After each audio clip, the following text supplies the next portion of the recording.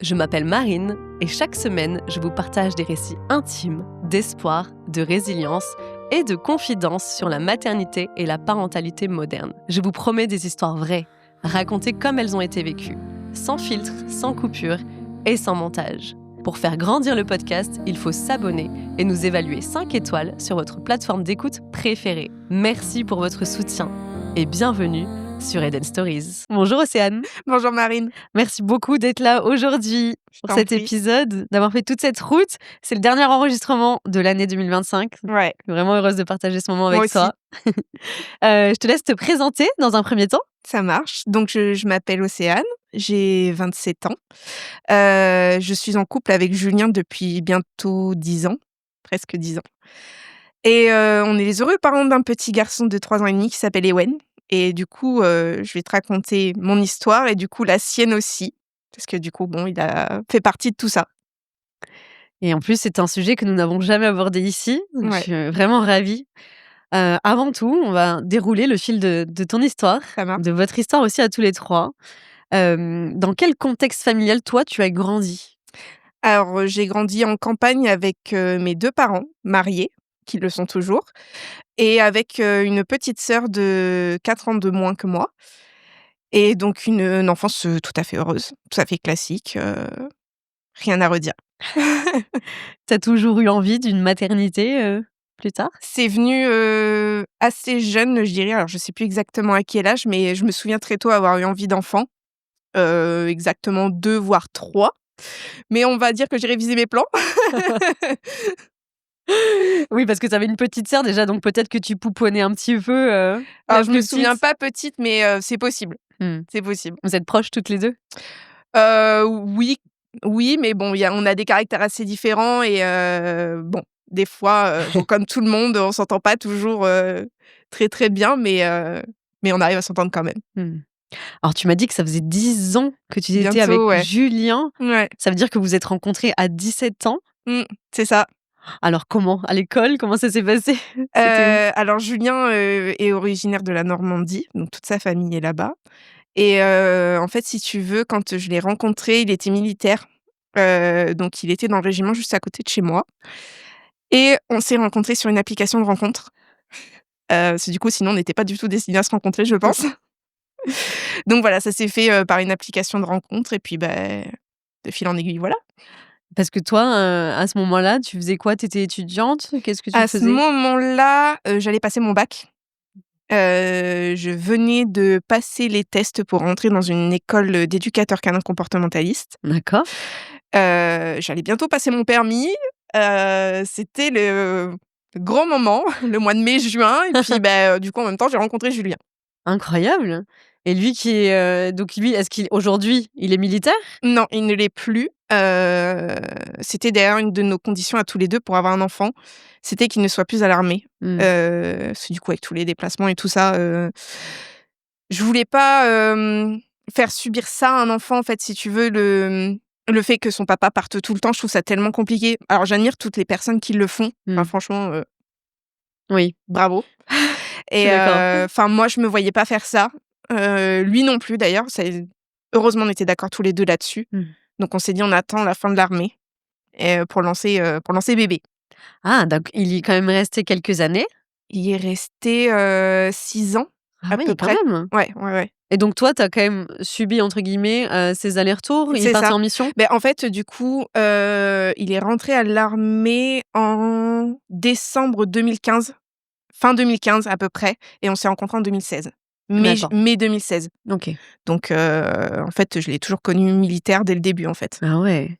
Donc Mais toi, ta vision de la famille, c'était plutôt une famille, unie, c'est ça, qui avec partageait les du 2 temps. parents présents. Mmh. Donc avec l'armée, je trouve pas que c'est le combo ultime. C'est sûr. Après, voilà, j'admire les gens qui le font. Parce que franchement, les mamans ou les papas, que ce soit l'un des 2 qui reste à la maison, est très courageux de supporter ça. Parce que déjà, nous-mêmes, en étant seuls, quand on s'est rencontrés quand il partait en mission, moi, en étant seule, déjà, c'était très compliqué. Et du coup, de faire vivre ça à un enfant, je trouve ça tellement dur, mais tellement dur. Donc ouais, non, c'était une condition. Et alors vous parlez de bébé, très vite dans votre couple? Très vite, je ne sais plus, mais je me souviens qu'on en a parlé, oui. Après Julien a mis plus de temps à être prêt, que moi. Bon, je pense que la plupart, la plupart des couples, ça se passe comme ça. Madame est plus prête avant monsieur. Ouais, ça dépend. Des fois, j'entends l'inverse, mais c'est vrai qu'en général, Général. on dit que c'est souvent la femme. Mais en plus, vous étiez très jeunes quand vous vous êtes Ouais, c'est rencontrés. ça. Donc, petit à petit, vous avez soumis l'idée. Oui, ouais, Et ensuite, vous avez vraiment mis en œuvre voilà, en l'objectif 2021. en 2021. Ah oui, en Ouais. plein Covid. Oui, juste après, ouais, on venait d'acheter la maison en 2020 et puis 2021, c'est parti. OK. Et alors? Est-ce que ça a été facile pour vous 2? Ça a été facile, j'ai retiré mon stérilet en juillet. Je suis tombée enceinte en août, donc Génial. aussitôt. Incroyable. Sauf que j'ai perdu ce bébé, Oh. donc fausse couche précoce. Donc voilà, ça a été difficile. Surtout qu'en fait, si tu veux, quand j'ai fait mon test, la barre était très, très pâle, mais vraiment très, très pâle. Et en fait, Julien la voyait pas. Donc pour lui, au début, j'étais pas enceinte. Je lui dis: «Mais si, regarde, il y a la 2e barre et tout ça». Et en fait, on l'a perdu, 2 jours après, je crois, à peu près, donc relativement rapidement. Et donc après, ça a été compliqué à encaisser au début. Et en septembre, il est parti en mission.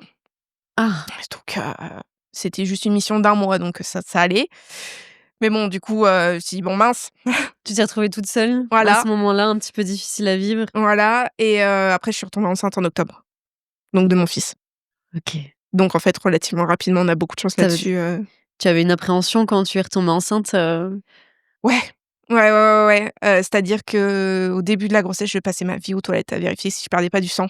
Mais vraiment, c'est limite maladif, quoi. Ouais. C'est-à-dire que j'allais tout le temps aux toilettes, checker, mais c'était purement psychologique, hein. Une fois que les 3 mois étaient faits, 3 Ah premiers oui. mois, c'était Après réglé. les 3 mois, c'était, Ah non, mais fini? je me forçais au début à me dire: «Non, mais va pas aux toilettes, tout va bien». Enfin, vraiment, c'était, Mais ça se comprend ouais, tellement. ouais, Quand on vit un drame comme ça, c'est normal de penser au c'est pire, sûr. malheureusement. Mmh. Donc après ces 3 mois passés enfin, parce que c'est long 3 mois quand Oui, même, ouais. tu as pu un peu souffler et profiter vraiment de cette grossesse? Au début, ouais, 3 premiers mois, bon, avec les mots de grossesse, classiques, hein, Tu as été malade en aussi? plus. Mmh. Nausées, mais moi en fin de journée, pas le matin. Ah oui? Oui, oui, à Étrange. partir de 16:00 pétantes, c'était parti. OK. Donc ouais, nausées, sciatiques à 3 mois de grossesse. Déjà à 3 mois? Ah non, mais c'était terrible. Des fois, je marchais, j'avais beaucoup de mal à marcher. Vraiment une sciatique, horrible. Donc à ce moment-là, je travaillais dans le commerce. Donc très, très, très, très Toujours difficile, debout? voilà. Donc voilà, à part ça, début de grossesse, tout à fait normal. Julien peut vivre cette grossesse à tes côtés? Oui, parce Du que du coup, coup, il part plus? fin 2021, l'armée, c'est fini. OK. Donc là, sa mission, lui, c'est retrouver un nouveau travail, qu'il retrouvera, rapidement derrière. Donc franchement, là-dessus, tout s'est bien goupillé. Mmh. Parfait. Donc vous profitez, tous les 2, vous Ouais, projetez l'arrivée de ce bébé? ouais. Dont on a une estimation du sexe à la première écho, à 90 garçon, Ah. 90 sûr de garçon. Mais qu'on ne dira pas à la famille. On avait décidé de garder le secret jusqu'à la naissance. Mmh. Donc voilà, premier écho, tout se passe bien. Le bébé se développe bien, tout est normal. Donc tout roule normalement pour une grossesse, tout à fait classique. Comment vos proches réagissent à cette, merveilleuse annonce? Ouh là! Là, il y Ah. a un sujet. Ah bah, tu vois? Très, très surpris. Je me souviens, on Ah les bon? avait, invités pour l'apéro parce qu'en fait, je t'explique, on leur avait toujours dit qu'on voulait pas d'enfants. Ah! Heu, Pourquoi? faut garder le suspense. Ah ouais? Ah ouais, alors là, c'est vraiment l'extrême, quoi. On n'en veut pas du tout, du tout, du Et puis tout. comme ils savaient que Julien n'était pas prêt, enfin disait toujours, «Non, non, non, je suis pas prêt et tout machin», Et ils se doutaient pas par rapport au fait qu'il avait quitté l'armée? Ils avaient pas fait le non, pas rapprochement? du tout. Ah Et on non? leur avait pas dit pour la première grossesse. Ouais. Donc du coup, on était vraiment seuls quand on a vécu ça. Et du coup, quand, je suis tombée enceinte, de mon fils, je m'étais dit: «On va le dire, rapidement parce que si jamais ça doit se reproduire, je veux pas être toute seule. Mmh. Je veux pas être toute seule, Bien même sûr. si Julien est là, je veux pas être toute seule». Mmh. Et du coup, je me souviens, on les a invités à l'apéro et j'avais fait un petit rébus et en disant: «J'attends un bébé». Donc je me souviens, il y avait mes parents, ma sœur qui regardent ce truc, j'attends un bébé et là je vois qu'ils me regardent, enfin tu vois au début, mais non, donc j'ai dû sortir le test, je dis: «Mais si, donc vraiment au Incroyable. début, ouais, du mal, parce qu'on leur disait tellement: «Non, non, pas maintenant» Ah oui, c'était la que méga surprise là. c'est ça, Ah là, tu pouvais pas faire plus. surprise totale. Mais donc heureux quand même, Heureux quand surpris mais même, ouais, heureux. ouais, ouais. Et les parents de Julien?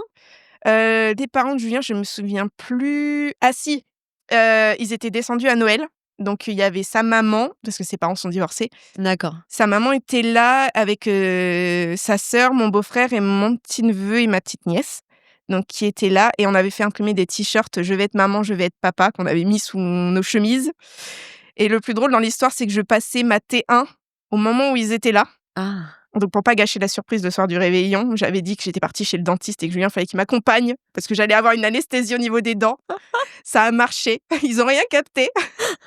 Du coup, la surprise a pu être gardée, jusqu'au réveillon. Oh, c'est Mais beau, hein. très C'est un joli content. cadeau, hein. Je me souviens de ma belle-sœur qui a versé sa petite larme, Mmh. C'est des beaux moments ça. Ouais, Surtout pendant ces périodes de fête. ouais, c'est sûr.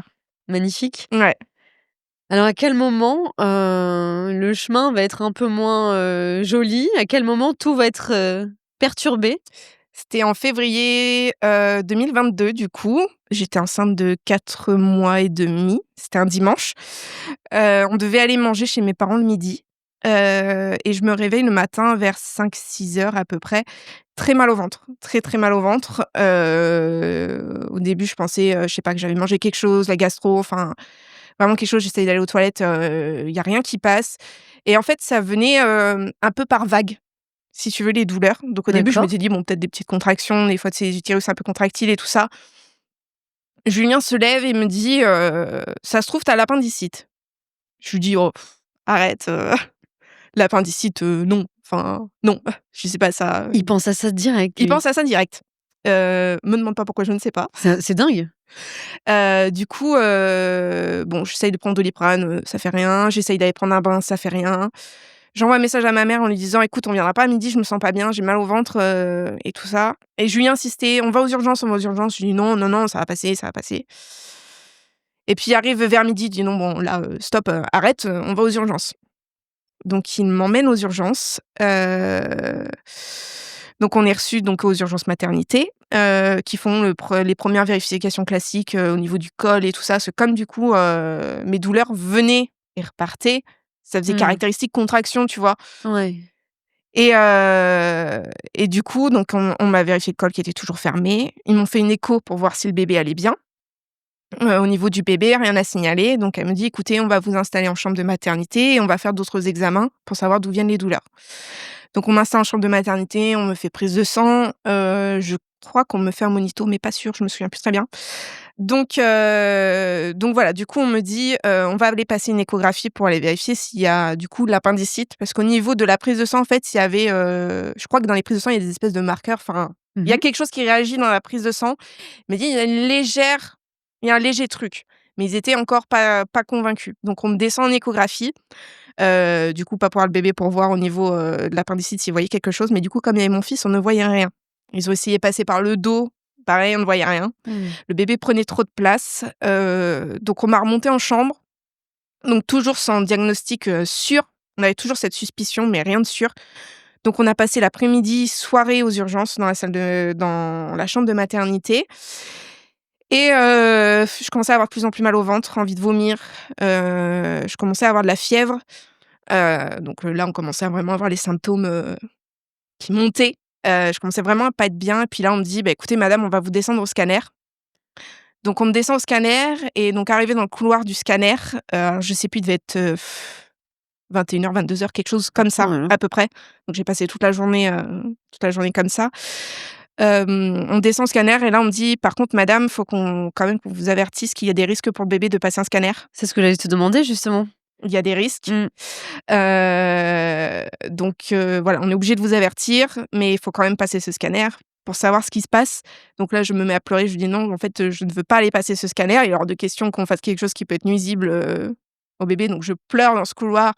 Ils appellent, l'interne qui m'a accueillie aux urgences, qui était une dame, adorable, qui me dit: «Mais madame, enfin, faut y aller parce que, faut qu'on sache ce qui se passe et même pour votre bébé qu'il y ait aucun impact parce que même ce qui se passe peut avoir un impact, donc faut qu'on aille En vérifier. plus, quoi qu'il arrive, et en plus de ça, il y avait que ce scanner Qui pouvait du coup qui pouvait montrer si oui ou non il y avait une appendicite ou autre c'est ça, chose. c'est ça.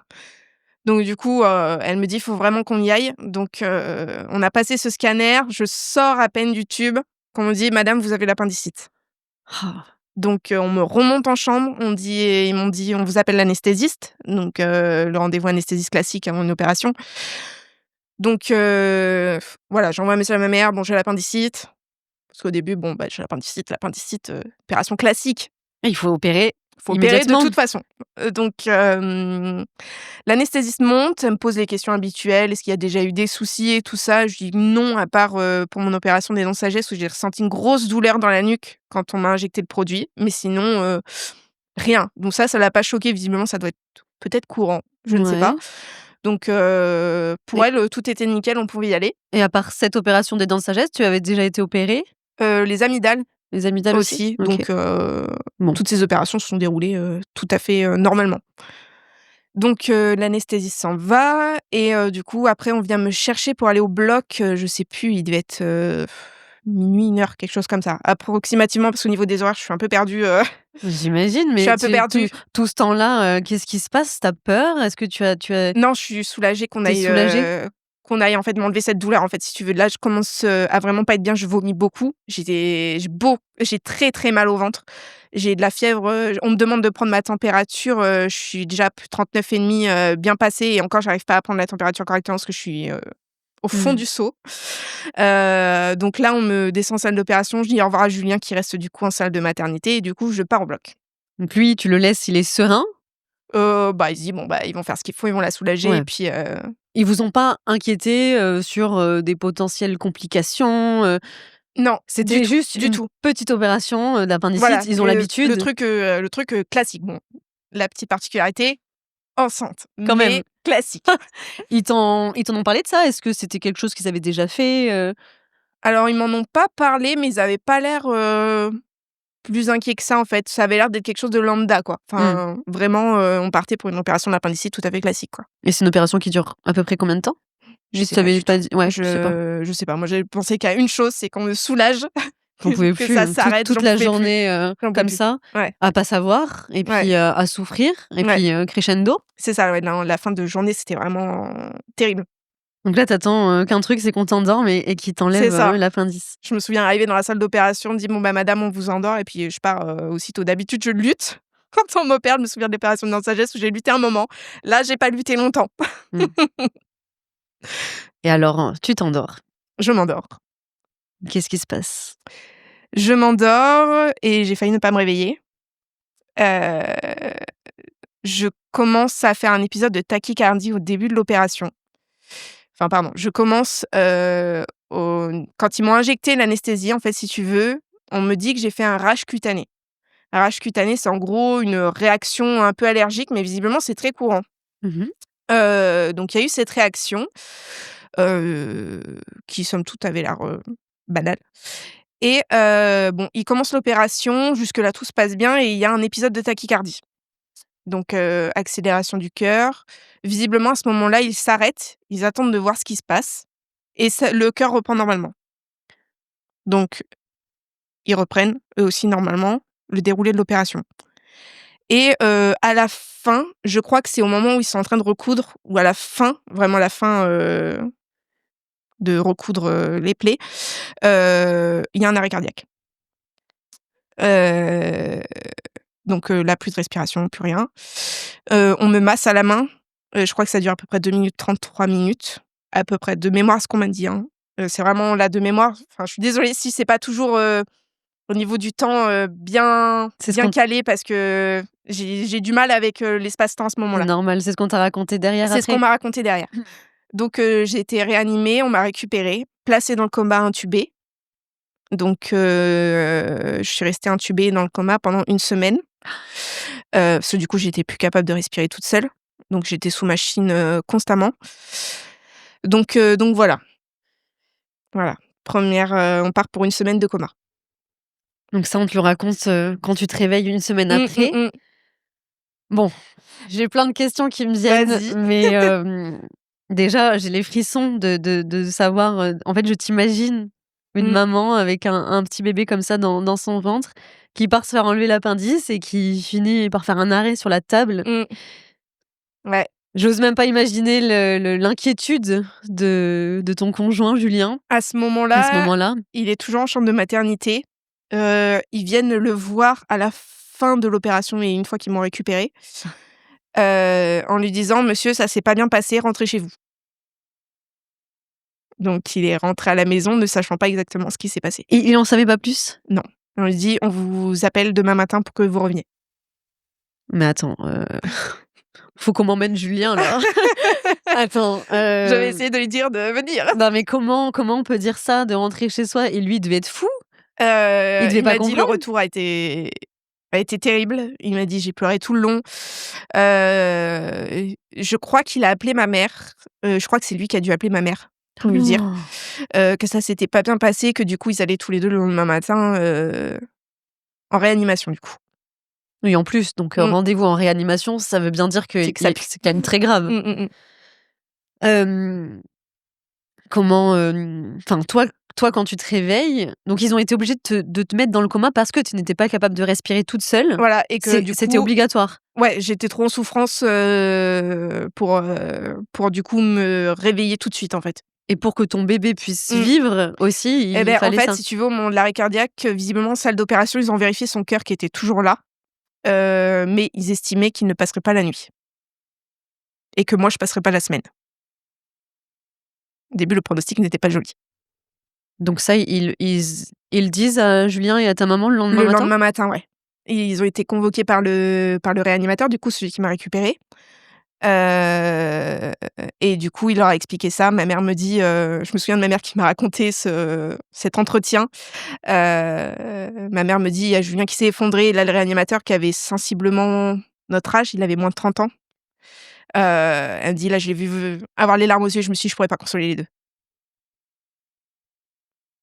Donc après qu'est-ce qui ils nous ont expliqué visiblement ce qui s'était passé. Après exactement tout ce qui s'est dit, je sais pas. Mais ils ont expliqué, voilà, ce qui s'était passé, globalement.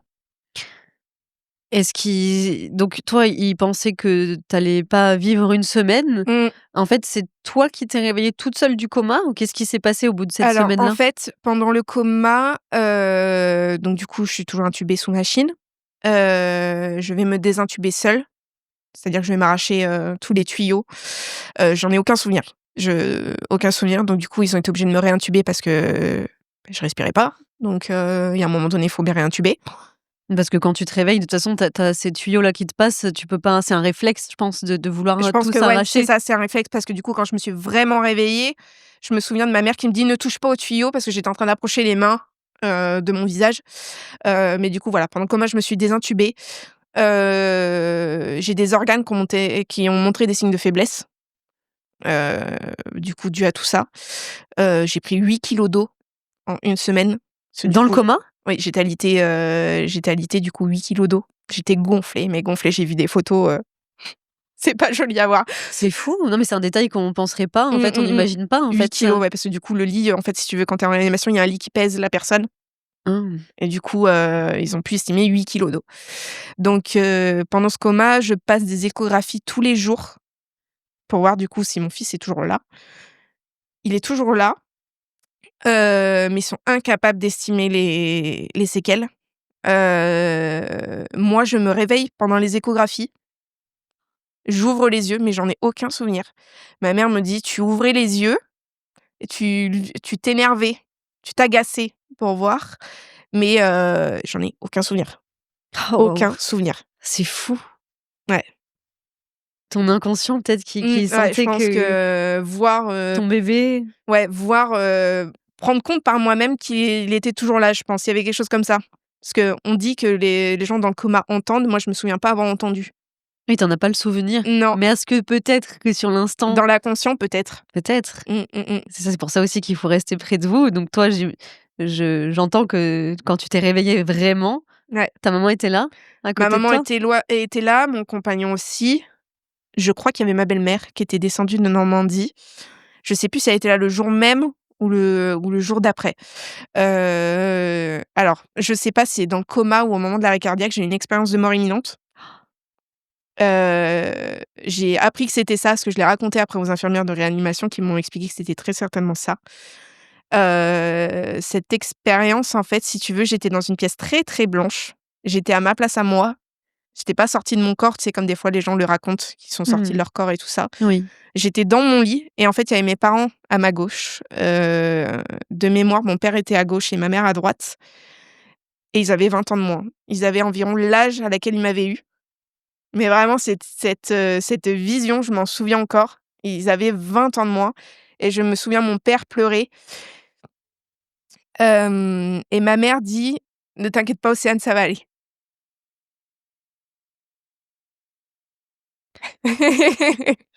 Tiens. Merci. Et ça, tu t'en souviens quand tu t'es Ouais, réveillée, tu avais ouais. ce souvenir-là? Oui, oui, oui, je revois encore cette scène. Ouais et du coup, on m'a expliqué que c'était, une sensation de mort imminente. Alors du coup, la situer, si c'était au moment de l'arrêt cardiaque ou dans le coma, incapable de te dire. Incapable. Quel traumatisme, de se réveiller comme ça et d'avoir ce souvenir D'avoir ce et souvenir et les premières choses que je vois, quand je me réveille, c'est pas mes proches, c'est les hallucinations que j'ai. Parce que du coup, quand on est plongé dans le coma, il y a tellement de produits qui sont injectés que ça provoque des hallucinations. Et la première hallucination, du coup, la première chose que je vois, c'est 3 femmes qui marchent dans la rue, qui venaient de faire du shopping et en fait, je les vois comme si j'étais au-dessus d'elles et en fait, elles me pointent du doigt et se moquent de moi. waouh! Et c'est la première chose que je vois et je vois pas au-delà de 50 centimètres. Tout le reste, je vois tout blanc, en fait. J'entends qu'on me parle, si tu veux, mais je comprends pas ce qu'on me dit. Au début, je crois qu'il m'a fallu, plusieurs minutes, peut-être heures, je ne sais pas, pour, vraiment comprendre et voir un peu plus loin, ouais, au début, vraiment, tout est très blanc, en fait. Quand, moi, je me réveille, tout est très blanc. Ça doit être, tellement déstabilisant et tu dois plus savoir, où tu es, qu'est-ce qui t'arrive? Est-ce que tu Mmh. as conscience du non, tu as pas conscience du temps? Beh, en fait, quand, moi, je me réveille, pour moi, je me réveille de l'opération. Ah oui, donc tu te réveilles quelques heures après, C'est ça. t'être endormie? C'est ça. Pour moi, je me réveille, du coup, après l'opération, mais je comprends vite qu'il y a un truc qui va pas, parce que je suis gênée dans la gorge. Mmh. Je suis gênée dans la gorge et là, je sens les tuyaux. Je sens les tuyaux et j'entends ma mère me dire: «Ne touche pas». Parce que du coup, j'avais déjà arraché, dans le Oui. coma: «Ne touche pas» et j'entends ma mère me dire: «Ne t'inquiète pas Océane, le bébé va bien» et sauf que je me souvenais pas que j'étais enceinte. Quand je me suis réveillée, je n'avais aucun souvenir que j'étais enceinte. Parce que du coup, j'étais tellement sédatée que je ne sentais pas mon fils bouger et du coup, je n'avais aucun souvenir. Du coup, je l'ai réappris quand ma mère me l'a dit à ce moment-là: «Océane, t'inquiète pas, le bébé va bien». Ouais, le temps, qu'il te fallait peut-être pour reprendre tes esprits, Ouais, c'est ça, déjà? parce que ouais, la pièce est restée très blanche un joli moment et j'ai mis longtemps à voir la porte d'entrée de la pièce. J'ai mis, peut-être un jour et demi, 2 jours avant de voir l'entrée de la pièce. Je ne C'est voyais pas les dingue. pieds de mon lit au début. Ça paraît irréel comme scène, en fait. Quand on Mmh. imagine, quand on t'écoute, je trouve que tu racontes extrêmement bien, en plus, parce que j'ai aucun mal à me mettre, dans cette pièce-là avec toi. J'ai l'impression de voir, en fait, aussi, Mais j'essaye d'être au plus clair parce que mes proches n'ont je crois ne pas leur avoir raconté, moi, la façon dont j'ai vécu, moi, à ce moment-là, ce que j'ai vu et ce que j'ai ressenti et je pense que du coup, ils vont le découvrir s'ils écoutent. c'est bien, c'est une bonne chose, je trouve. Ouais, Parce qu'eux, ils ont aussi leur ressenti, ce qu'ils ont vécu à ce moment-là, mmh, qui c'est doit ça. être Parce que moi, voilà, complètement j'ai différent. entendu leur version, mais Oui, et ils grâce ont à pas ça, la tu leur. as tu as pu aussi, Resituer, comprendre, resituer, mmh, savoir ce qui s'est passé pendant c'est ça. toute cette semaine. C'est extrêmement long, quand même. Bah, pendant cette semaine, la guerre a été déclarée entre l'Ukraine et la Russie. Cette semaine-là, Bon, donc je me suis réveillée, il y avait la guerre, j'ai rien compris. on a changé d'époque, Je me suis dit: «Qu'est-ce qui se passe?» Comment, comment ça se passe ces premières heures après, petit à petit, tu Une sors de ce catastrophe, brouillard? une catastrophe. Parce que je suis extrêmement gênée par l'intubation. C'est-à-dire que je vomis toutes les 10 minutes Et ils peuvent pas te l'enlever, Je me réveille, on est, je sais plus si c'est le samedi ou le vendredi. On est fin de semaine. On est fin de semaine et en fait, ils me gardent intubée pour le moment, pour voir comment je me réveille. Au cas où aussi peut-être? Peut-être, je sais Si tu te rendors? pas, mais du coup, je vomis toutes les 10 minutes. Et du coup, je vomis dans mes Bah tuyaux oui. et moi, ce que j'avais pas conscience, c'est qu'il y a 2 tuyaux. Un pour respirer et un pour alimenter et moi, je croyais qu'il y en avait qu'un seul et du coup, j'avais qu'une peur, c'était m'étouffer. J'avais peur que le vomi remonte et redescende dans les poumons et ça, j'en avais pas je l'avais pas compris. Je l'ai compris que quand on m'a désintubée, et du coup, j'avais qu'une peur, c'était de m'étouffer et de mourir, du coup. Donc je suis restée intubée comme ça, je crois à peu près 48 heures. Donc ma mère est restée avec moi du coup nuit et jour pour m'aider à me calmer, pour éviter de vomir. Parce que du coup, à chaque fois, on appelait quelqu'un pour, vider la sonde. Parce que vraiment, je vomissais toutes les 10 minutes. Impossible de dormir, Ouais et puis quand tu alimentes cet effet de stress, ça Mmh. empire les choses Ouais et en plus, je ne peux pas parler. et en plus tu peux pas parler. Bah oui. Je ne peux pas parler. J'ai des hallucinations. C'est-à-dire qu'au bout d'un moment, celle-là est quand même très drôle. C'est je sais plus si c'était Julien ou ma mère qui était à côté de moi et là, je le regarde, je crois que c'était Julien. Je le regarde et là, il a 3 yeux. Avec en plus un milieu du front et là, donc ils voient tous les 2 que je tire une tête, mais et là, je leur fais signe, comme Ah ça, oui, tu peux rien dire en plus, mais c'est non, je ne dingue. peux rien dire, je leur fais signe, 3 yeux, ils se regardent tous les 2, le truc lunaire, je les revois tous les 2 parce que du coup, ma mère aussi avait 3 yeux. Je dis: «Qu'est-ce que c'est que ce bazar?» quoi, tu vois? C'est dingue quand même, hein. Enfin vraiment, ah ouais, l'hallucination, mais je me suis dit: «Mais qu'est-ce que c'est que ce bazar?» quoi. Vraiment parce que du coup, moi à ce moment-là, j'en avais pas enfin, je me rendais pas compte si tu veux que c'était les produits quoi encore, enfin, ça devait être, ouais, pas très longtemps après que je me sois réveillée. Oh là, je les revois tous les 2 avec leurs 3 yeux, c'était pas Mais tu avais pas cette sensation d'être dans un rêve justement, de pas t'être vraiment ah non, non, non, réveillée? parce que vraiment je les voyais comme je te vois toi. Ouais, tu avais Vraiment, bien conscience que c'était c'était la j'avais réalité. bien conscience que c'était la réalité, mais il y avait des choses en plus. Parce C'est que je voyais dingue. des bananiers dans ma chambre, enfin ah ouais, non mais complètement, ouais, C'est lunaire.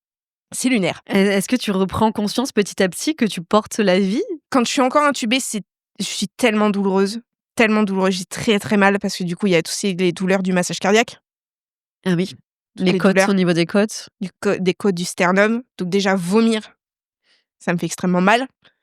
Heu, ouais et puis encore, je suis encore un peu dans le gaz, en fait. Je me rends compte que je suis réveillée, mais je suis toujours un peu j'ai pris conscience du coup qu'il était là parce que du coup ma mère me l'a dit. Mais ouais, à ce moment-là, c'est pas, je sais, mais je suis tellement occupée parce que j'ai mal, j'ai très, très mal que ouais, beh, ça a été longtemps une source de culpabilité de me dire que j'ai oublié qu'il était là. Ça a été ouais, ça a été on a beaucoup travaillé avec ma psy là-dessus, cette culpabilité, d'avoir aussi fait mal à ma famille aussi et ouais, surtout d'avoir oublié que mon fils était là. Tu pouvais rien, je pense que Ouais, c'est normal. tellement dans le gaz, tellement de produits, tellement de Bah, c'est plus toi-même, ouais. quand on est sous tous ces effets-là, tu peux que subir, je pense, la Mmh, mmh mh. situation et Ah ouais, bah, attendre. là, c'est oui, c'est clairement, c'est subir et attendre qu'on me désintube. Attendre, Et donc au bout de 48 heures, ça y est, tu es libérée de ça, au moins, une torture ce truc. quand ils te le retirent. Ouais, parce qu'on m'enlève un tuyau et là, donc réflexe d'avoir envie de vomir, le réflexe nauséeux et là, on me dit: «Non, non madame, il y en a un deuxième» Bien. et pour moi, j'en avais qu'un et là, me dire: «Faut recommencer», bah, ça a été très dur. Donc du coup, on me désintube, on me met les, je crois que ça s'appelle des lunettes, le petit tuyau Ah qui oui, passe à ras les narines, pour pour que j'ai l'oxygène. encore de l'oxygène. Mmh. Donc là, j'arrive à respirer seule, mais j'ai peur de parler.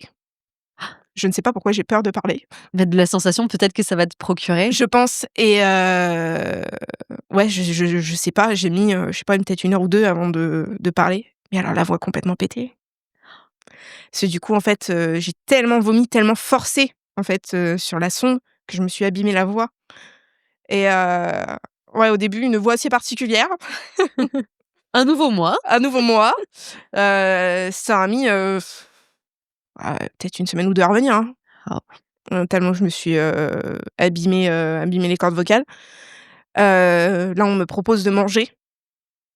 1er repas en 1 semaine, bien passé. Je mange un yaourt. Au début, on n'est pas allé trop loin. On a commencé par le yaourt. Parce que du coup, ça faisait du frais dans la gorge, ça faisait du bien. J'ai toujours des hallucinations.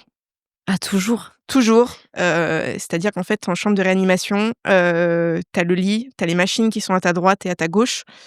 Tu as tous les meubles pour qu'ils aient leurs équipements avec l'entrée et en face, tu as une fenêtre avec un store qui donne sur la chambre d'en face. Ah Je oui. pense que ça doit être un truc, pour eux, tu vois, quand tu es dans le coma, pour pouvoir voir Mmh. de l'autre côté. Donc là, moi, du coup, comme je suis réveillée, le store est fermé. Et dans cette fenêtre, je vois une échographie d'un bébé. Je dis à ma mère, je dis: «Maman, est-ce que c'est mon échographie qu'on voit?» Parce que du coup, moi, pour moi, je voyais le reflet des machines qui étaient derrière. Elle me dit: «Bah non, pas d'échographie». Je dis: «Mais si, si, il y a une échographie». Donc j'insiste. Elle dit: «Mais non, pas d'échographie». Donc elle dit: «Bah si tu veux, je vais regarder». Elle va regarder, elle dit: «Non, il y a pas d'échographie». Je dis: «Mais si, mais», je dis: «Tu vois bien?» Je dis: Il y a une échographie avec 3 bébés qui dansent». Oh là là! Ah non, mais je me revois les voir et il y avait aussi une hallucination où je voyais, donc j'avais une télé dans l'angle de ma chambre où il y a un monsieur qui a joué du pipeau pendant 48 heures. Les Donc trucs je qui l'entendais rendent aussi. fou, quoi. Je Ah, tu l'entendais l'entendais? aussi et quand, je fermais les yeux, je voyais des pluies de fruits, enfin, alors que je déteste les fruits, donc enfin, vraiment, c'était des trucs lunaires. Ça a mis, ouais, plusieurs jours avant de passer ça. Ah! Mais Oh là, on ça rigole, va. mais ça doit être dur à vivre ça, ces choses-là. Enfin, ça doit Beh, être, on m'a dit que j'avais de fatigant? la chance parce que ça pouvait être des visions qui étaient pas qui pouvaient être pires. Oui. Moi, c'était drôle. Donc là, je vais rester en réanimation encore, plusieurs jours. Donc interdiction de me lever, je suis sondée. J'ai une sonde urinaire, interdiction d'aller aux toilettes du coup, donc tout est dans le lit. Manger, c'est très compliqué parce qu'en fait, je n'ai plus de force. C'est-à-dire que le poids d'une fourchette, la fourchette, j'ai l'impression qu'elle pèse 1 kilogramme. Donc tous ces petits mouvements du quotidien, en fait, sont difficiles. On me lave. Mmh. Donc à 23 ans, je me retrouve à me faire laver. Ouais, donc atteinte un peu à ton intimité. C'est ça. Ça, c'est difficile aussi, hein. Ouais, 23 ans, se faire laver, Mmh. pour les toilettes, enfin, vraiment, c'est pas agréable. Donc la réanimation, globalement, se passe bien. Les premiers jours, j'ai très, très peur de dormir. J'ai très peur de dormir, c'est-à-dire que je tiens la grappe à une infirmière jusqu'à 00:00, 1:00 du matin. C'est pas bien, hein. Mais je tiens la grappe à une infirmière jusqu'à 00:00, 1:00 du matin, en lui baratinant tout et n'importe quoi pour pas aller dormir, en fait. Tu as peur de pas te réveiller? Je pense. Je pense que ouais, c'est ça. Ouais, vraiment, je fais tout pour pas dormir. Je crois que la première nuit, j'ai pas dormi. Ma mère qui était à côté, je me souviens: «Dors Océane, dors!» Non, non, non, j'ai vraiment beaucoup de mal à m'endormir. Je développe une phobie des tuyaux, de tout ce qui s'apparente aux tuyaux. J'ai un stéthoscope, juste le tuyau, j'avais peur. Alors qu'en soi, c'est juste un stéthoscope, Oui, ça fait pas mal. mais après ce que tu venais de vivre, Ouais, non, ouais, une espèce de phobie des tuyaux qui se développe, donc ouais, c'était un des inconvénients qui, on va voir après, m'a suivi jusqu'en cardiologie. Parce que du coup, je suis restée, ouais, une petite semaine après mon coma en réanimation et après on me dit: «Madame, on va vous passer en cardiologie pour vérifier, mmh, problème cardiaque ou pas». ils voulaient checker un petit peu parce que là, à ce moment-là, ils savaient pas t'expliquer qu'est-ce Non, qui s'était passé? non, non, non, non, non, du tout. À ce moment-là, impossible de savoir. On me parle, alors on me fait plein de prises de sang, j'ai des piqûres de partout. Heu, on me parle de rechercher des maladies rares, qui revient tout négatif. Ils me recherchent plein de choses, qui reviennent toutes, plus négatives les uns que les autres. Entre-temps, avant de passer en cardiologie, j'ai oublié, on me passe mon échographie du 2e trimestre Mmh. parce que du coup, quand j'ai fait mon arrêt cardiaque le dimanche, je devais passer mon échographie 2 jours plus tard, Ah, et 2e échographie trimestre. super importante. Super importante. Donc là, je n'attendais que ça. C'est du coup, pendant le coma, on me passait une écho tous les jours, mais là, à mon réveil, on m'en passait plus. Moi, j'attendais que ça. Je crois que je les ai harcelés, les pauvres, jusqu'à ce qu'on me descende en salle d'échographie. On me passe en salle d'échographie, donc là, je vois mon fils qui est d'apparence voit bien et là, on commence à me parler, d'examens possibles à aller faire sur Poitiers. Donc bon, à ce moment-là, on n'en savait pas plus, tout allait bien comme ça, eux, de visu, Mais mais pourquoi? ils pouvaient pas estimer, en fait, si tu veux, Poitiers pour pouvoir estimer les dégâts au niveau du cerveau. Ah, parce que c'était les conséquences qu'il aurait pu, avoir? Parce qu'en fait, ils savaient pas in utero, si tu veux, comment ça s'est passé. Parce que moi, du coup, j'ai eu un low flow, ils appellent ça. C'est-à-dire que le débit sanguin est extrêmement bas, d'où l'arrêt cardiaque, du coup, entraîne un débit très, très bas et en fait, in utero, ils sont incapables de dire comment ça se passe. S'il a été privé, si le placenta a pris le relais. Donc voilà, à ce moment-là, à la T2, il va bien, mais il va falloir investiguer plus loin. Donc moi, je ressors de l'écho contente, comme ça va. De visu, tout va bien. Au niveau du cerveau, ils voient rien. Mais bon, ils ont des échos standards, ils ont pas les échos, plus poussés. Donc voilà, séjour en réanimation qui se passe très bien une fois réveillée et je pars en cardiologie. Donc cardiologie, j'arrive dans une chambre où il y a des tuyaux partout. Des tuyaux de chauffage et tout ce qui s'ensuit. J'arrive dans cette salle en pleurant, en disant: «Je veux pas, je veux pas, changez-moi de chambre, enfin faites quelque chose, je ne peux pas rester là». Je pleure, on me dit: «Mais madame, pas il y a pas en fait, Même les tuyaux de chauffage, les trucs qui ah n'ont non, rien à voir avec le rien à médical. voir, non, non, c'est je pleurais, je pleurais, je pleurais. Heu, donc ouais, ma mère, qui faisait un petit peu de soins énergétiques, m'en a fait un, ça a suffi à m'apaiser. Donc j'ai pu passer le reste de mon séjour dans cette chambre. Donc juste ça, ça a suffi, mais heureusement parce que, ah non, mais le début, je suis arrivée dans cette chambre quand j'ai vu tous ces tuyaux le long du mur, je me suis dit: «Oh là là, quel enfer, l'enfer». Donc ouais, le début en arrivant là-bas, je me suis dit: «Ouh là, Ça va être compliqué. ça va être compliqué». Ils ont fini par pouvoir te faire, toute une batterie d'examens? Oui, les premières choses qu'on me fait, c'est des échos cardiaques, qui ressortent toutes normales, bon, mis à part, voilà, que le cœur semblait un peu Un peu fatigué de dû à stress, l'arrêt ah oui. cardiaque, ce qui est normal.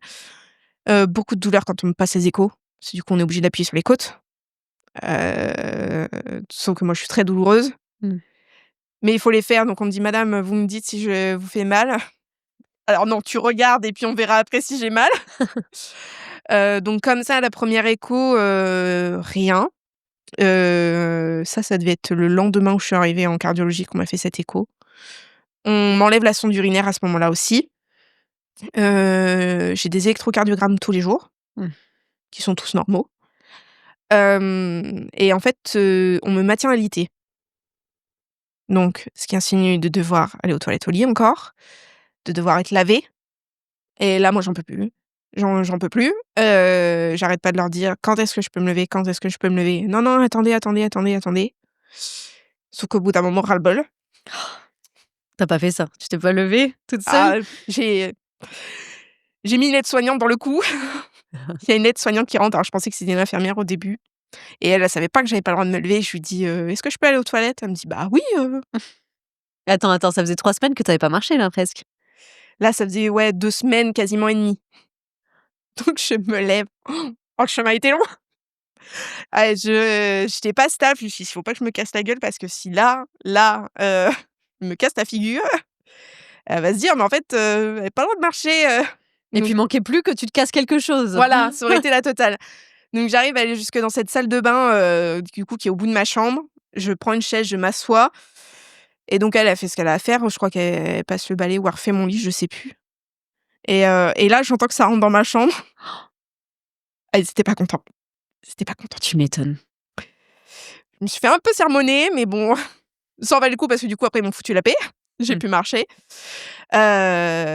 Donc ouais, ça au moins, voilà, j'ai pu me lever, contre avis médical, mais je me suis levée. Donc du coup, voilà. Après, je devais toujours quand même être branchée sous machine, sous scope. Donc j'étais toujours branchée. Il y avait moyen de le mettre en portatif si je voulais aller aux Mmh. toilettes la journée. Marcher un petit peu? Non, pas Je devais encore? rester dans ma chambre. J'avais l'interdiction de sortir parce que du coup, j'avais chopé une bactérie, Ah! aux intestins, donc je pouvais être contagieuse, pour, les autres. Donc ouais, j'avais pas le droit de sortir de ma chambre et puis comme il fallait que je sois branchée tout le temps, pourtant j'ai réclamé à sortir, hein. J'ai réclamé, mais on m'a pas laissé sortir. Donc voilà, je passe quelques jours en cardiologie et on me fait rien comme examen. C'est-à-dire que je reste en cardiologie pour rester en cardiologie. T'attends. J'attends.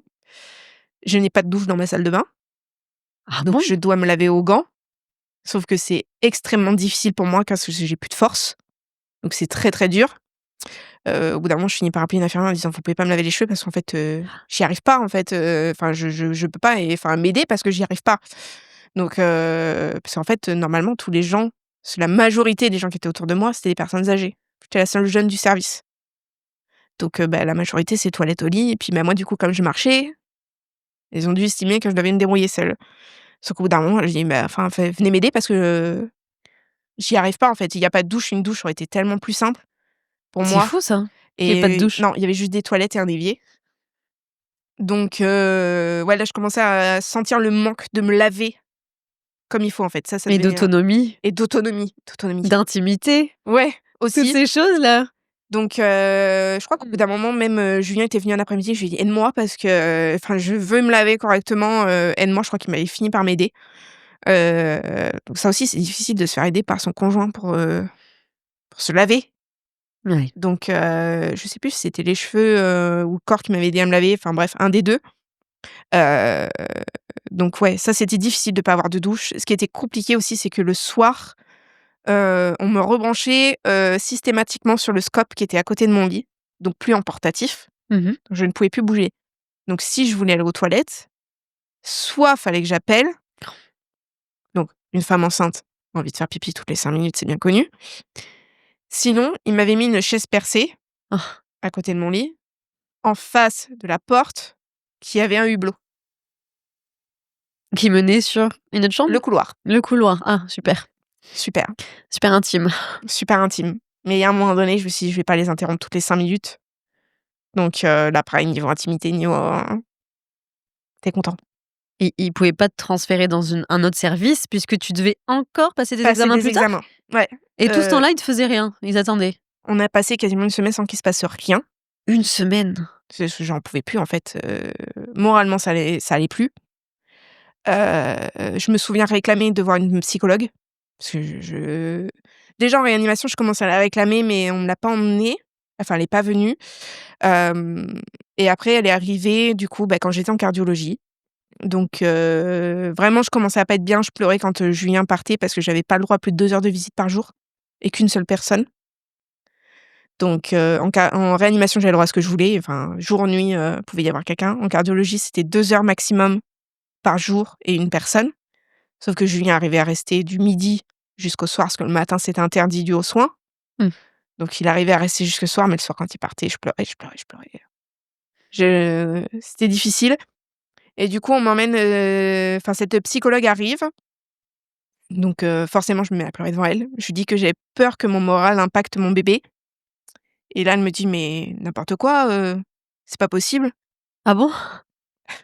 Oh là là. Et là, je me suis fermée, Mmh. j'ai arrêté de lui parler parce qu'en fait, pour moi, ce qu'elle disait, c'était pas possible, c'était pas cohérent et je l'avais très mal pris sur le coup, vraiment très mal pris et je me suis dit: «Bon, c'est pas la peine en fait, je verrai quelqu'un quand, je sortirai».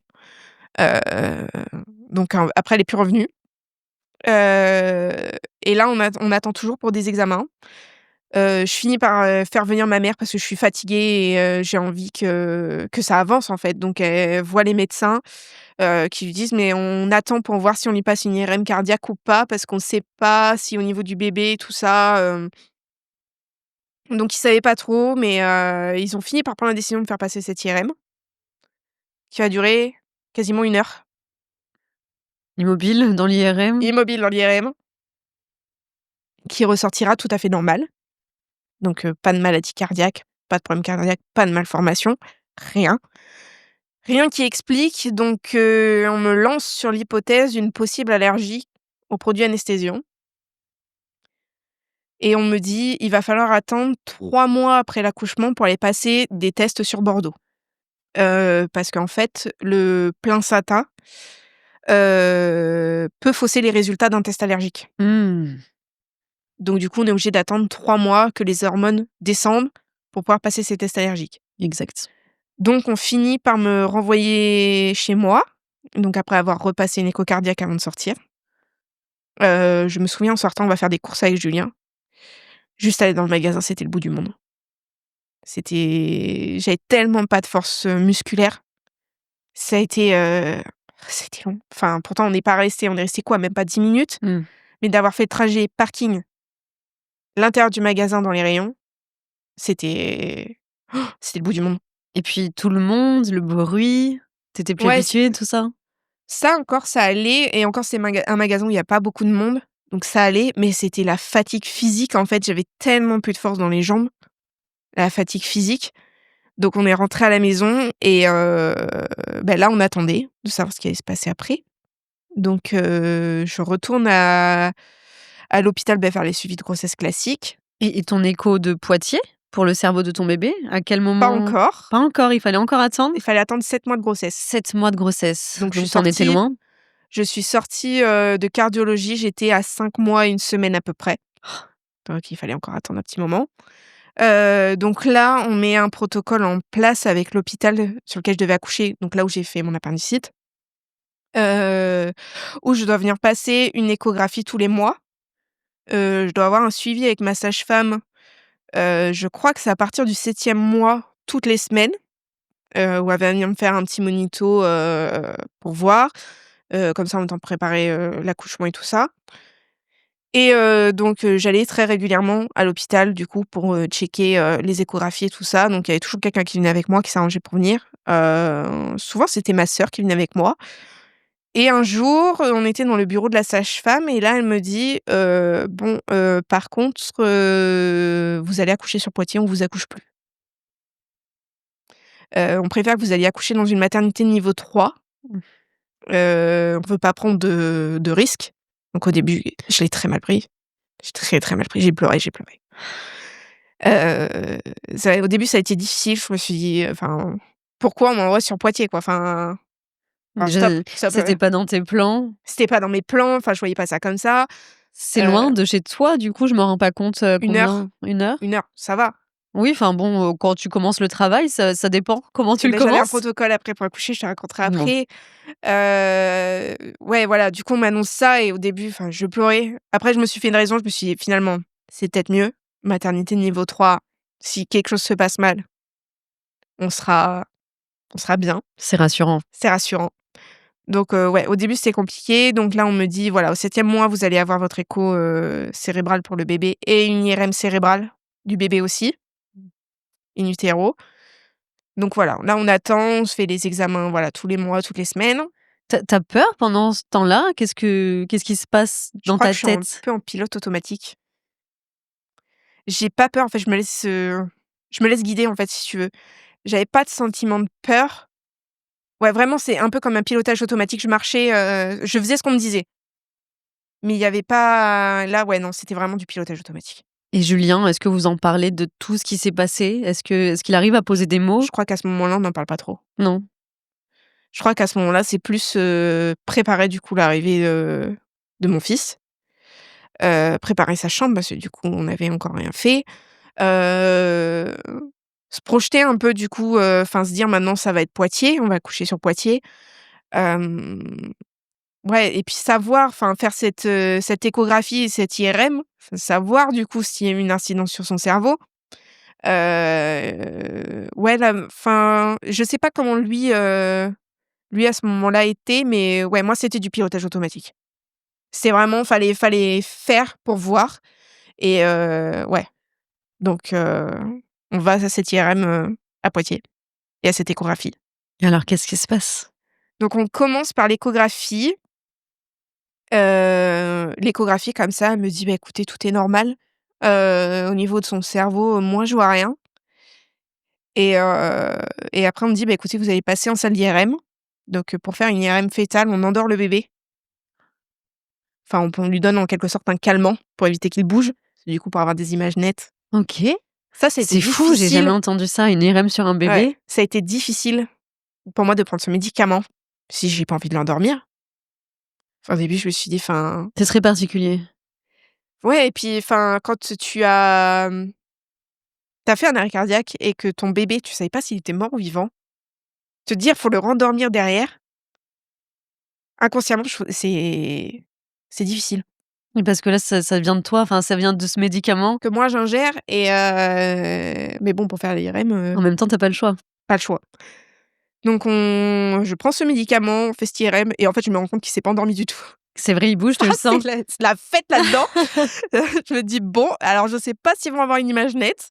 Ouais, je le sens bouger en plein dans l'IRM, je me dis: «Oh là là». Donc ils font cette IRM, ils arrivent à avoir quelque chose d'à peu près net et il en sort qu'il n'y a rien. Donc ça, on le sait, je crois 1 semaine et demie ou 2 semaines après. C'est pas sur l'instant T.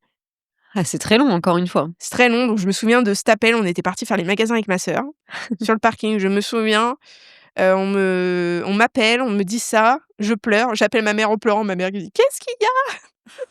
Je dis: «Non mais tout va bien», je pleurais, je pleurais, je pleurais et après, du coup, s'en est suivi, bah, on a dû retourner, je crois, une fois à Poitiers où c'était en même temps que l'IRM pour, du coup, faire l'inscription à la maternité et tout ça. Mmh. Du coup, bah, j'allais passer, sur Poitiers. Je rencontre l'anesthésiste de Poitiers, du coup, pour la péridurale, qui me dit: «Vous allez avoir un protocole obligatoire. Ça sera déclenchement obligatoire, péridurale obligatoire». Ah, péridurale obligatoire? Obligatoire. J'avais pas moyen de discuter parce que moi, au début, du coup, avec tout ce qui s'était passé, je m'étais dit: «Si Mmh. c'est une allergie, c'est hors de question qu'on me pose une Mais péridurale». c'est ce que je me dis, du coup, ça semble étrange qu'il te alors pourquoi? Il y a une raison? Pourquoi? Parce qu'en fait, du coup, le déclenchement, c'était pour être sûr que j'arrive à temps à Poitiers, qu'ils se retrouvent pas, Bien sûr. où je suis déjà prête à accoucher. Heu et en fait, péridurale parce que, si ça se passe mal et qu'on doit partir en césarienne, je suis déjà anesthésiée et ils ont pas besoin de me faire une anesthésie générale. C'est une mesure de sécurité. Ça se comprend. Ça se comprend. Est-ce que ça te soulage? Est-ce que ça te réconforte de savoir que tu vas être prise en charge comme ça? Alors, oui, mais j'étais tellement dans mon idée de pas vouloir de cette péridurale. Toi, tu voulais accoucher sans? Ah beh, À la base? depuis mon arrêt cardiaque, ouais. J'étais décidée à coucher sans parce que, je m'étais dit: «Enfin, qu'est-ce qui va se passer? Qu'est-ce qui va se passer?» C'était plus là, pour le coup, c'était de la peur. Pour le coup, c'était de la peur et je me suis dit: «Mais de toute façon, en fait, ils vont pas me laisser le choix. Non. Donc on y va, quoi».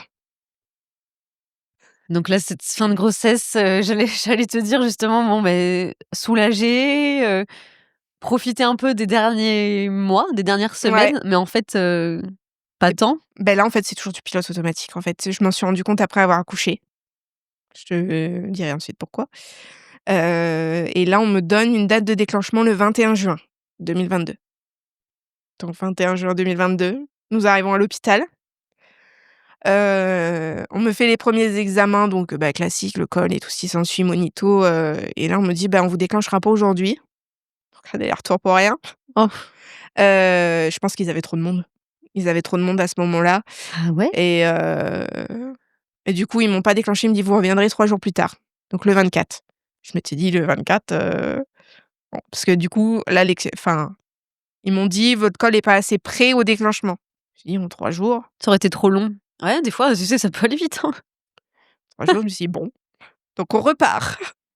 Un peu triste parce qu'on s'était dit on avait préparé toutes les valises étaient dans le coffre, tout était prêt, tout Tu était prêt. tu te prépares à C'est l'arrivée de ça, ton on s'est dit enfant. le 21, jour de fête de la musique, c'est pas mal. Ouais, c'est ce que j'allais dire. Le jour où j'ai rencontré Tony, d'ailleurs. Ah! Ouais, le lendemain. Bah, Incroyable. ça aurait pu être ce jour-là. Vous repartez, vous profitez de ces 3 petits jours pour vous. Est-ce que vous arrivez à prendre du temps d'ailleurs dans votre couple? Est-ce que vous arrivez à vous mettre dans une petite bulle avec tout ce que vous avez traversé? Je me souviens pas, mais pour sûr, on est tous les 2 à la maison. Beh, Julien travaille encore à ce moment-là, Ah, du coup, jusqu'au bout du bout. jusqu'au bout du bout. Jusqu'au bout du bout parce que du coup, il a été en arrêt, pendant toute mon hospitalisation pour rester avec moi et du coup, il a travaillé jusqu'au bout, jusqu'au jour du déclenchement numéro 2, D'accord. la deuxième date.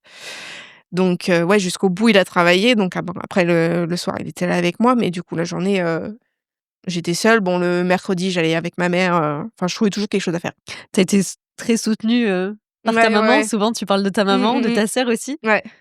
C'est important. Ouais, ouais, bah, là, à ce moment-là, oui. Oui, c'est sûr. C'est sûr, j'ai eu le tour un peu de toute ma famille, donc ouais. Alors, vous repartez ce Bah, 24 juin? on repart sur Poitiers, on arrive, on dit: «Bon, là, cette fois-ci, on y va. Le col n'a pas changé, mais on y va». Donc j'arrive le vendredi, c'est le vendredi 24. 19h, on me pose un ballonnet. Ah! C'était pas par médicament? Non, par ballonnet, qui va faire effet tout de suite, j'ai des contractions directes. On fait le tour de l'hôpital en marchant, je monte, je descends des escaliers, je me dis: Là, faut que ça avance, on y va». Et puis dans la nuit, des douleurs, des douleurs, des douleurs vers minuit. J'appelle le sage-femme qui me dit: «Bah, écoutez, vous êtes en train de le perdre, le ballonnet, donc je vais vous le retirer, puis on va voir si ça continue ou si ça s'arrête, parce que c'est possible que ça s'arrête». Malheureusement pour moi, ça s'est arrêté. Donc il me dit: «Écoutez, reposez-vous, on verra le deuxième déclenchement demain matin». Le lendemain matin, on part sur un deuxième déclenchement par Propess, donc le tampon. Ah! Il y a ça aussi, exact. Hem, où là, bah, pareil, toujours des contractions, très douloureuses tout de suite, en fait. Donc j'essaye le bain, le ballon, la douche, tout ce qu'on peut essayer. Là, pour le moment, je suis encore en chambre de maternité, on me descend pas en salle de naissance. Donc c'était le matin, il devait être, 8 ou 9h, je crois, quand on m'a posé le tampon. On vérifie mon col à un moment donné, je suis qu'à 2, Ah oui. 1 ou 2, je sais plus, mais je me dis: «Oh punaise, j'ai déjà tellement mal». Et alors, est-ce que tu demandes la péridurale à 2? Ah bah, de toute façon, ils allaient me la faire, Parce que dans tous les cas, quoi qu'il ils allaient arrive, te la faire. quoi qu'il arrive. Mais à partir de 2, tu peux la demander. Mais là, à ce moment-là, il y a pas de place en mater, Ah. enfin en salle de naissance. Donc on attend qu'une place se libère. Donc en attendant, j'essaie de gérer comme je peux. Vers 15h, on me dit: «Madame, si vous voulez, il y a une place en salle de naissance». On y va, Mmh. on y va. J'en peux plus. Ça fait déjà depuis la veille que j'ai mal. Bon, même si j'ai eu une pause entre-temps, on y va. Donc on descend en salle de naissance, on arrive et donc il s'appelle tout de suite l'anesthésiste. Heu et là, on veut me proposer le gaz hilarant là Oui. et là, l'anesthésiste dit: «Hop, hop, hop, arrêtez, on sait pas ce que ça va lui faire». Pourquoi ils voulaient te donner le gaz, avant la péri pour te Parce qu'il était calmer? en train de lire mon dossier qui était, je l'ai vu rentrer En avec ce attendant? dossier, je me suis dit: «Oh!» Je dis: «C'est quoi ce pavé?» Donc je l'ai vu s'installer sur leur desserte, un peu plus loin, qui était en train de feuilleter le dossier et moi qui, aspirais ce gaz hilarant pour essayer de me détendre, ça me détendait même pas. Heu et du coup, il m'a fait cette péridurale. Donc c'est après ça a été et la pause a été douloureuse. Je pense que c'était psychologique. Mmh. J'avais peur, je pense inconsciemment que j'avais peur. Je ressentais pas la peur, mais je pense qu'inconsciemment j'avais peur. Tu avais peur de l'après? Mmh. Ce que ça allait faire du coup cette Bien sûr. péridurale, comme eux-mêmes ne savaient pas. Oui, en fait, ils te rassuraient pas parce qu'eux-mêmes se posaient des questions. Voilà, C'est pas rassurant comme il vaut contexte. mieux faire cette péridurale que d'aller peut-être en césarienne, faire une anesthésie générale sur laquelle on ne sait pas ce qui va se passer. Donc heureusement la péridurale, tout se passe bien et là, bah, on attend 36 heures, Oh, j'allais te dire combien de temps. Je pensais pas que tu allais me dire 36. 36 heures. C'est pas possible. J'ai fini par accoucher le dimanche matin à 6h57. On y était depuis le vendredi soir. Donc Oh là là. long, Et alors, long. ta péri était bien posée? Tu avais des doses, tu pouvais appuyer sur la dosette, C'était eux? C'était eux qui revenaient mettre. Oui, bah, ni mieux. Je l'ai sonné. Contrôler? Ouais, je l'ai sonné. Je l'ai sonné, mais du coup, je sentais rien, quoi. Vraiment, je sentais Tu rien. as pas souffert pendant toutes Non. ces heures? Ah non, non, non, non. OK. Heureusement, parce Bah, que non, mais c'est pour ça, mais des 36 fois, heures. c'est pas le cas. Ouais, ouais, des fois, oui, il y en a Donc, qui bon, tu as pu te reposer. ouais. Bon, j'ai pas beaucoup dormi quand même, C'est vrai, c'est pas l'endroit le plus confortable, la salle de naissance pour dormir. c'est vrai, mais bon, il faut en profiter des fois Voilà, c'est ça. pour se reposer, pour après Prendre un peu de attaquer, la force, poussée. c'est ça. Et alors, à quel moment, ils t'ont dit que c'était OK, que tu allais bientôt, le rencontrer enfin? Donc ils ont attendu que je sois dilatation complète et ils m'ont dit: «On va lui laisser une bonne heure Mmh. pour descendre de lui-même le plus loin possible, Ouais. qu'il descende le plus, dans le bassin». Ils sont venus, 30-45 minutes peut-être après et puis ils m'ont dit: «Bon, bah, on y va, on y va». Alors? Et beh, pour le coup, poussée très rapide et du coup Ewen est né. Ah, j'ai pleuré. C'était se rendre compte, en fait, qu'il allait bien. C'est, en fait, ouais, prendre conscience, en fait, que physiquement, il allait bien, en fait. Il pleurait, il était tout rose, bien potelé. Lui aussi avait pris du poids. Voilà, c'est ça. Donc non, franchement, après l'accouchement, franchement, accouchement nickel. J'en ai vraiment un très bon souvenir, même si c'était pas ce que je souhaitais, à la base, j'en ai vraiment un très, très bon souvenir. Tu vois, c'est important aussi de le dire parce que Ouais, c'était pas du tout dans tes plans, pas du tout ça. C'était pas pas ce du que tu voulais. Tu je avais un voulais projet de arriver à la naissance. maternité, il a Oui, été à 5-6, c'est ça. En ayant fait un peu de travail à ouais, la à la maison. maison, voilà. Bon, Mmh. tout le contraire. Mais ouais, non, franchement, très contente de mon accouchement. Très, très contente. Tu rencontres ton bébé. Ouais, Enfin, il est là, ça ouais, y est, après toutes ces épreuves partagées. c'est ça. Et du coup, ouais, c'est vraiment prendre conscience qu'il va bien, à ce moment-là. Et donc après, on repart en chambre. On découvre, ce petit bonhomme. Mmh. Sacré moment ça. Ouais, ouais, ouais. Bon, là, on se retrouve tout seul avec un bébé, on se dit: «Ouh là, C'est ça. qu'est-ce qu'on fait?» Et en fait, assez rapidement, je dis aux infirmières: «Il y a quelque chose qui va pas». Heu, je leur dis: «J'ai l'impression qu'il y a quelque chose qui va pas. J'ai l'impression que ça vient du lait, il y a quelque chose qui va pas». On me dit: «Non, non madame, on peut pas se rendre compte qu'un lait ne va pas à un bébé avant 1 mois». J'insiste, je leur dis: «Non, non, il y a quelque chose qui va pas». Pourtant, le visuel comme ça, c'était tout à fait normal, mais je sais pas, il y avait un truc qui allait pas. Donc le séjour à la maternité se passe très bien. On rentre à la maison, donc avec le lait de la maternité. Et là, Ewen commence à vomir, vomir dès qu'il mange. Mmh. Une fois s'étouffe, devient bleu. On finit même aux urgences pédiatriques parce qu'on a cru qu'il était en train de mourir, parce que du coup, il a réinhalé son lait.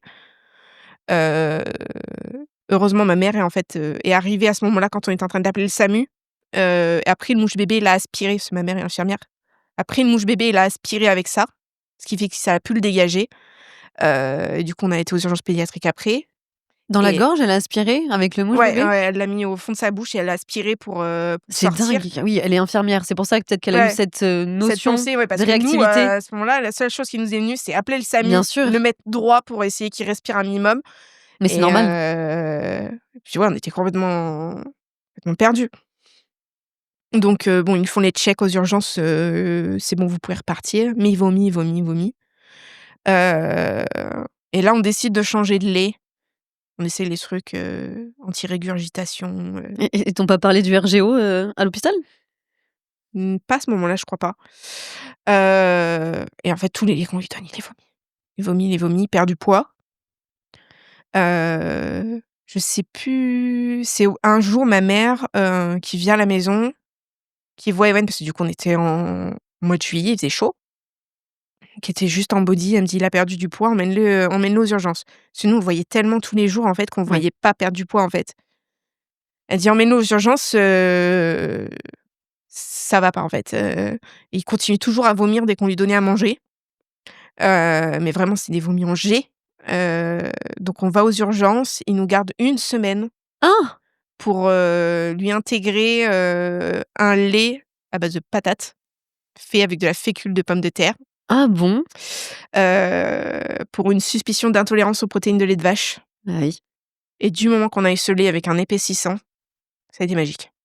Bon, je pense que tu vas sauver plus d'un parent là, qui Ça a vont été écouter ça. ça a été, ça a été magique. C'est un lait qui est à prescription médicale, mais D'accord. alors ça a été, Le jour et la nuit?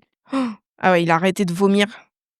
Enfin, et d'avoir tous ces reflux, ces pleurs aussi, parce qu'il y a tous les pleurs aussi que ça engendre, la douleur, Bien sûr. le fait de devoir tout le temps être porté pour être soulagé, tout ça. Donc ça s'est vachement amélioré déjà. Heu, donc après, une fois qu'on est rentré à la maison, on est resté sur ce lit-là, très longtemps, jusqu'à c'est 1 an, je crois, quasiment. Mmh. Bon, après, il y a eu les coliques et tout ce qui s'ensuit, et moi, je commençais à pas aller bien. Moralement, je commençais à pas aller bien. Tu commençais seulement ou tu avais conscience déjà? Je crois 1 semaine après être rentrée à la maison, donc après, le passage à la maternité, donc il y a la visite de la sage-femme régulièrement, et je lui dis: «Je crois que je suis en train de faire une dépression du postpartum, je me sens pas bien». Je dis: «Je pleure tous les soirs, vraiment je suis pas bien». Elle me dit: «Écoutez, on peut pas diagnostiquer une dépression postpartum, là, c'est plutôt un baby blues, faut voir si ça dure». Donc elle me donne des trucs, de l'homéopathie, je crois, pour m'aider à me détendre, ça marche pas. Je retourne la voir, je dis: «Écoutez», «ça va pas, en fait, je fais que pleurer». J'étais en crise d'angoisse. Le soir, c'était des crises d'angoisse. Donc je retourne la voir, elle me dit: «Écoutez, ça m'étonne même pas. Vu de ce qui s'est passé pendant la grossesse, c'est le contre-coup». Donc ce que je te disais tout à l'heure, j'étais en pilote automatique sur la fin de grossesse et en Mmh. fait, j'ai pas senti le coup venir et en fait, c'est arrivé après, du coup, bah, avec la fatigue, les hormones qui Eh oui, chutent, bien sûr. heu et là, une dépression postpartum,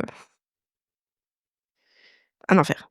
Comment tu as géré ça? Comment tu t'es fait aider, accompagner? Est-ce que Julien était présent, Julien était présent, mais du coup avait repris le travail. Il y avait eu les 27 jours ou 21 jours, de congé paternité, classique. Heu, mais la journée, en fait, ça va.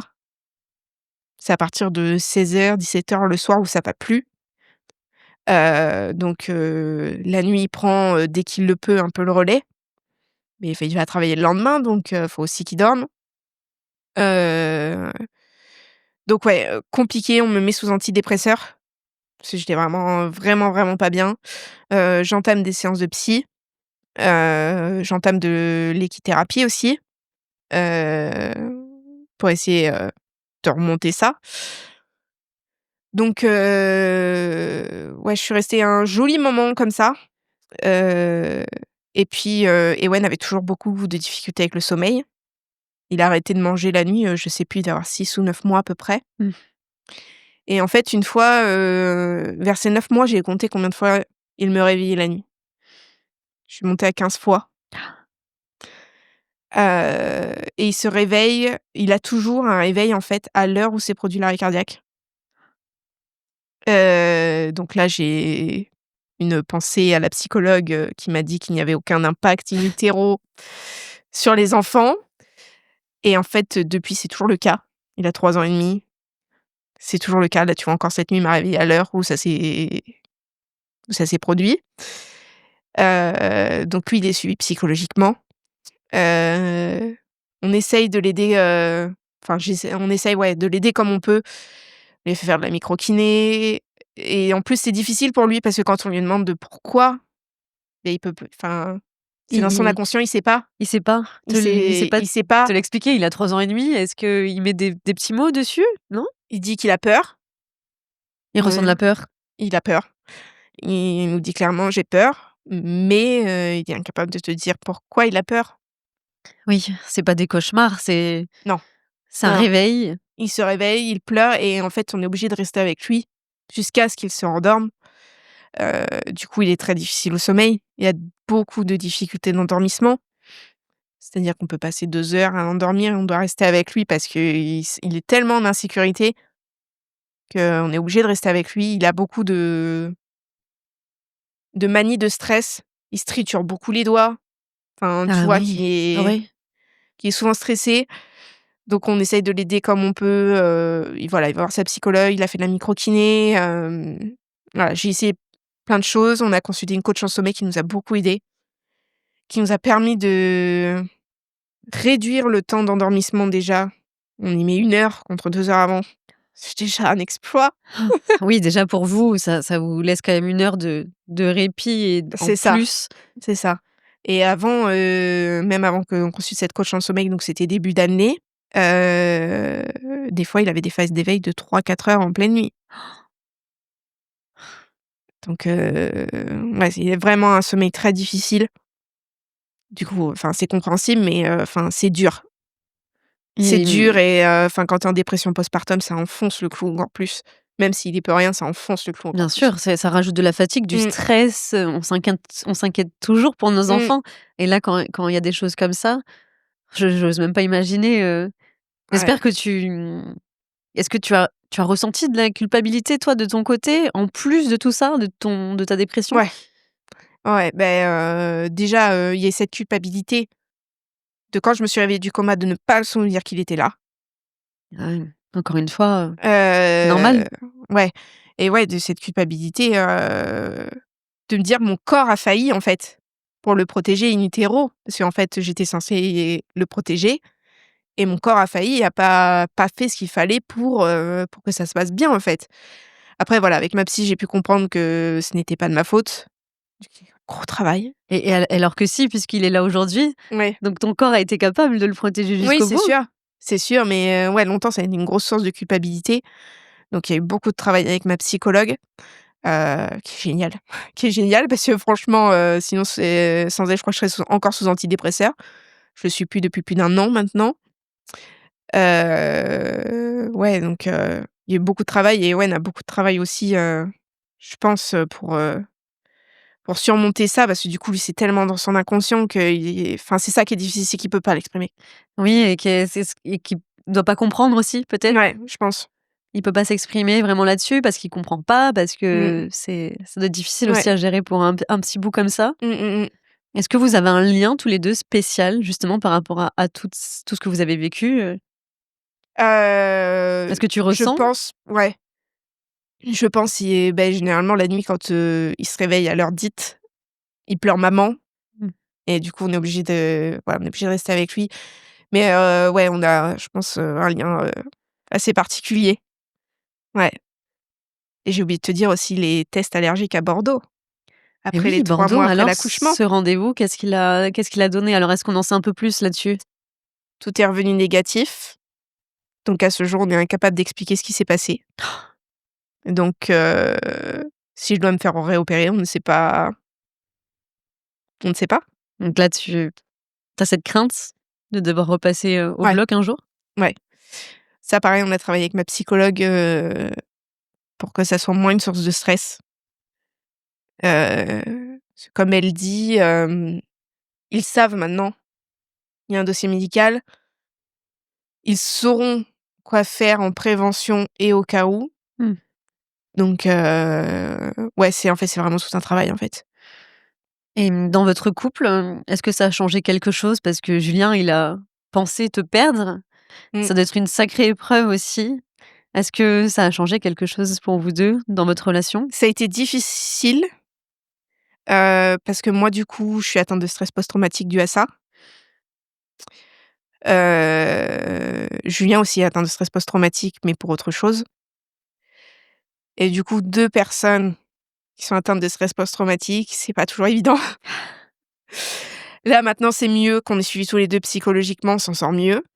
Heu, mais du coup, on est tous les 2 facilement fatigués. Heu et au niveau de gestion des émotions, c'est des fois difficile. Donc on est obligé de souvent prendre le relais l'un de l'autre Mmh. et ouais, ça a été difficile parce que moi, au début de ma dépression, avant que je sois sous antidépresseurs, c'était une catastrophe. C'est une catastrophe. Je pleurais, mais alors, les crises d'angoisse, c'est avant que je sois stabilisée, c'était compliqué, hein. C'était Ça y est, difficile. c'est derrière vous maintenant, Ouais, depuis 1 an? ouais, c'est ça et du coup aussi, j'ai changé de travail Ah dû à ce oui! qui m'est arrivé parce que physiquement, j'étais plus capable. C'est-à-dire j'ai fait 6 mois de kiné pour, essayer de me muscler, parce que je travaillais dans le commerce, donc j'étais souvent accroupie et debout, marcher, et tout ça physiquement, je pouvais plus.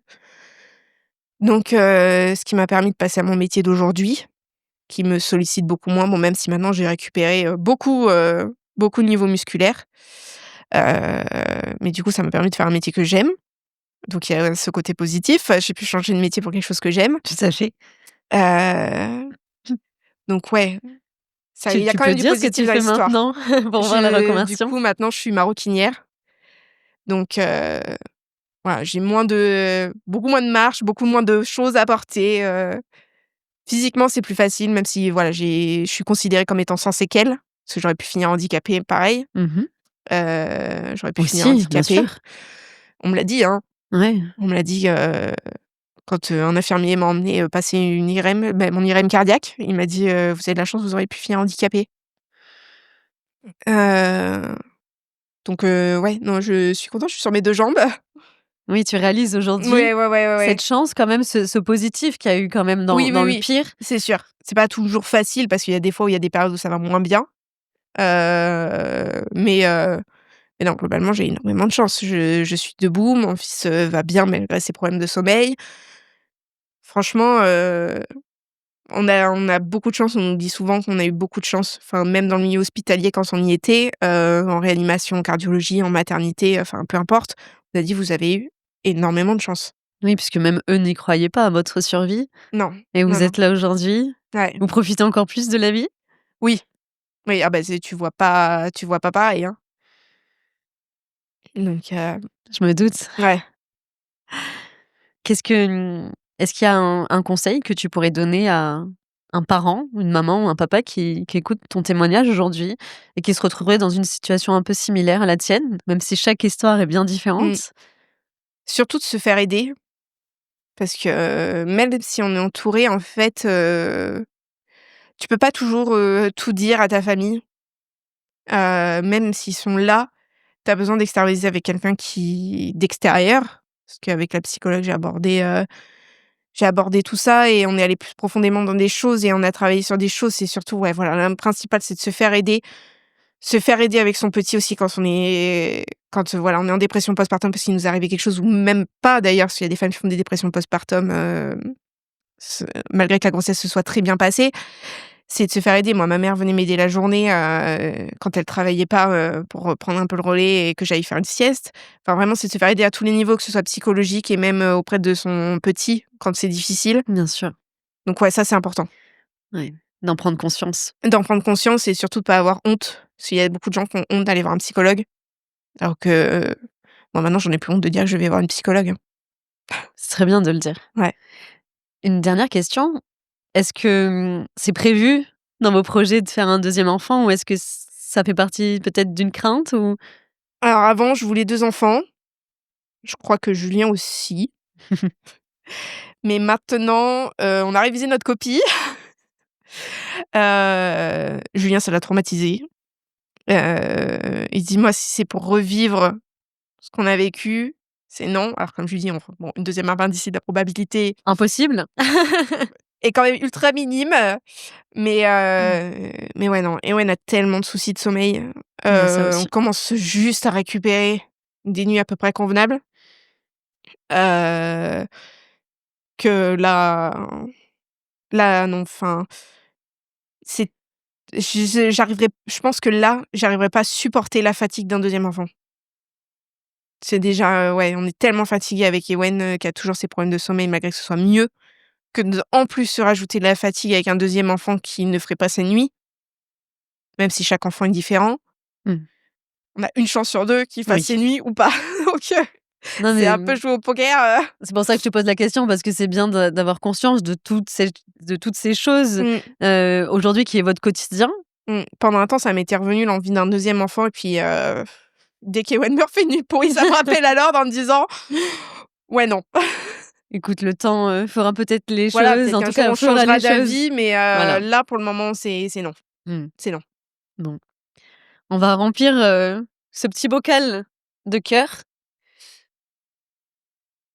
C'est quelque chose de nouveau qu'on fait dans la saison 3. Ça marche. Tu vas pouvoir prendre le petit cœur que je te déposais à côté de toi. Hop, et je t'ai pris un petit stylo. Si tu veux noter quelque chose à l'intérieur, tu peux.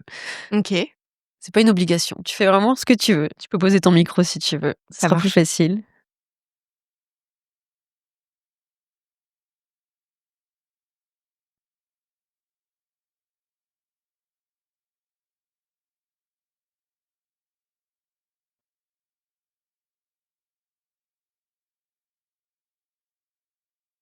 Et voilà. Ton histoire fait partie de Voilà, nos histoires. c'est Maintenant, ça. à partir d'aujourd'hui, merci infiniment pour tout ce que tu viens de déposer Bah, merci avec à vous toute de cette m'avoir reçue douceur. surtout. Mais c'est un vrai plaisir, vraiment. J'ai été ravie de partager ça avec toi. Plein d'émotions, du rire aux Oui, larmes. c'est ça. Waouh! Ouais. Mais merci parce que c'est sincèrement important et pour toi Oui, et aussi, ouais. aussi pour ceux Faire un peu office qui de vont trouver de thérapie aussi, l'espoir aussi, bien sûr. malgré que je sois déjà en thérapie, c'est une Ouais. autre sorte de thérapie de te déposer ici. Merci beaucoup Océane pour tout. Merci à toi, Marine. Merci d'avoir écouté l'épisode jusqu'au bout.